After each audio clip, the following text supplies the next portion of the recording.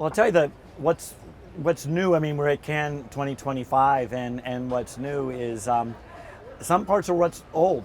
Television. I mean, television is still like the big platform in front of consumers, and for Simulmedia, the big part that a lot of the advertisers and marketers want today is trying to know where their audiences are across all types of TV, because TV means a lot of different things to a consumer.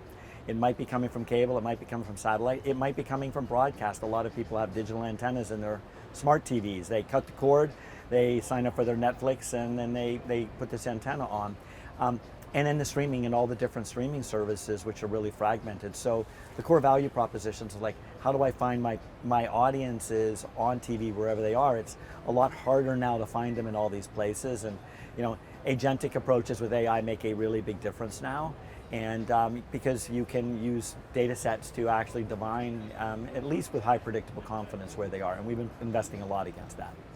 Well, finding audiences is a challenge. Also, measuring those audiences by advertisers and networks is a challenge. Saw the news this week that Nielsen said streaming has surpassed linear TV. Simulmedia has been around for, I believe, 12, 15 years now.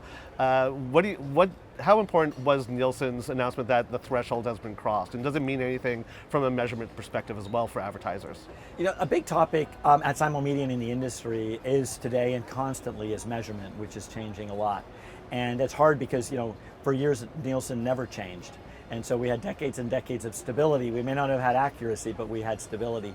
As you can see from the Nielsen gauge, content that is viewed on TVs in the United States today, in some areas streaming is surpassing linear.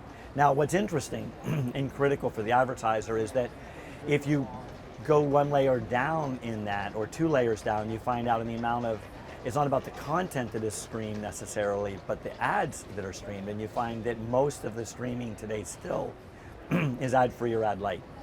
And so it's only about 15% of the time, the ad time is being streamed as compared to linear. And so this is creating a real issue in the industry, which is you want to reach these streamers with ads, but what can you? I think the news this last week from Amazon that they were going to double the ad load in Prime is going to tell us a lot about where the future goes there. So it's exciting. It's really now starting to see you have to knit the two together. You can't just do linear without streaming. You can't do streaming without linear. You need both.